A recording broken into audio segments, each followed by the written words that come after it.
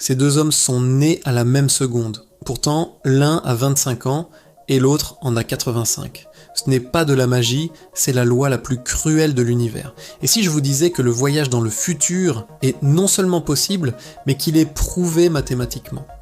Imaginez-vous partir pour une mission d'1 an et revenir sur une Terre où 60 années se sont écoulées.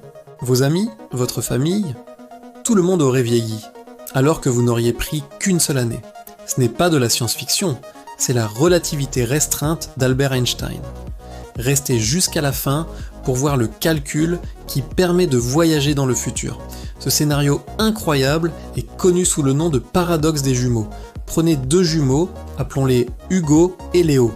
Le jour de leur 25e anniversaire, Hugo reste sur Terre, tandis que Léo embarque dans une fusée ultra rapide pour un voyage interstellaire. Sa mission ? Explorer une étoile lointaine et revenir. La fusée de Léo est une merveille de technologie, capable d'atteindre une vitesse proche de celle de la lumière, disons 99,9% de cette vitesse cosmique ultime. Pour Hugo, qui reste sur notre planète, la vie suit son cours normal. Les jours deviennent des semaines, les semaines des mois et les mois des années. Il voit les saisons changer, les technologies évoluer, il vieillit, tout simplement. Pendant ce temps, dans sa fusée, le temps pour Léo s'écoule différemment. Beaucoup plus lentement. C'est le cœur de la théorie d'Einstein. Plus vous vous déplacez vite dans l'espace, plus le temps ralentit pour vous par rapport à quelqu'un d'immobile. Ce phénomène s'appelle la dilatation du temps. Pour Léo, les instruments de bord indiquent que son voyage, aller et retour, ne dure qu'1 an. Il mange, il dort, il travaille, et après 365 de ses jours, il fait demi-tour et rentre à la maison, impatient de raconter son aventure à son frère jumeau. Mais à son retour, le choc est brutal, l'aéroport spatial a changé, les bâtiments sont futuristes, et sur le quai d'accueil, un vieil homme l'attend, le visage marqué par les décennies. C'est Hugo. Alors que Léo n'a vieilli que d'1 an, pour Hugo sur Terre, près de 60 ans se sont écoulés. Hugo a maintenant 85 ans. Il a vécu toute une vie. Il a vu ses enfants grandir, puis ses petits-enfants.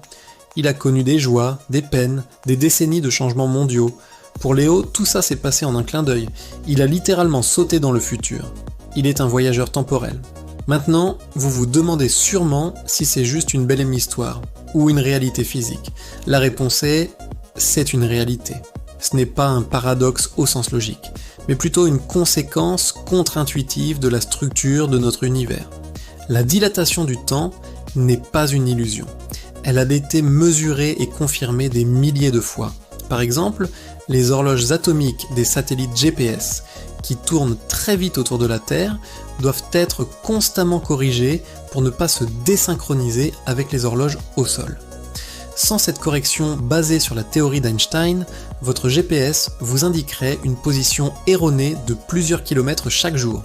Les particules subatomiques, créées dans les accélérateurs de particules, comme au CERN, ont une durée de vie extrêmement courte. Mais lorsqu'on les accélère à des vitesses proches de celles de la lumière, leur durée de vie observée s'allonge considérablement, exactement comme le prédit la théorie. Elles vivent plus longtemps, de notre point de vue, car leur temps interne ralentit. Alors, comment est-ce possible mathématiquement ? Voici la fameuse équation qui gouverne ce phénomène. Ne vous inquiétez pas, c'est plus simple qu'il n'y paraît. L'équation de la dilatation du temps est t est égal à t0 divisé par la racine carrée de 1 moins v au carré sur c au carré. T est le temps qui s'écoule pour l'observateur fixe, comme Hugo sur Terre. T0 est le temps qui s'écoule pour l'observateur en mouvement, comme Léo dans sa fusée. V est la vitesse de la fusée, et c est la vitesse de la lumière, une constante universelle. Regardons ce que ça donne pour nos jumeaux. On veut savoir combien de temps passe sur Terre, c'est-à-dire t, pendant que Léo ne vieillit que d'1 an, donc t0 est égal à 1. La vitesse de la fusée, v, est 99,9% de la vitesse de la lumière, soit 0,999.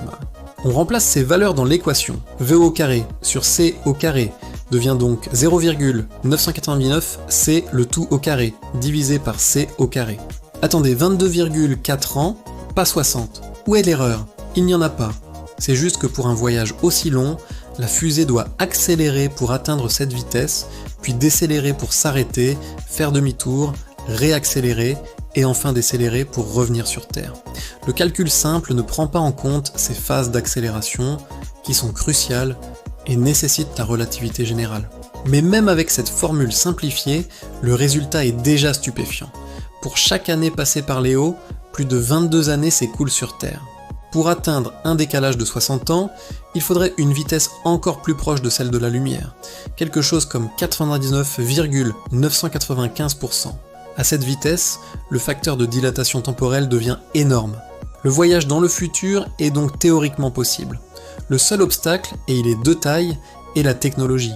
Construire un vaisseau capable d'atteindre de telles vitesses et de protéger ses occupants des radiations et des accélérations extrêmes est bien au-delà de nos capacités actuelles.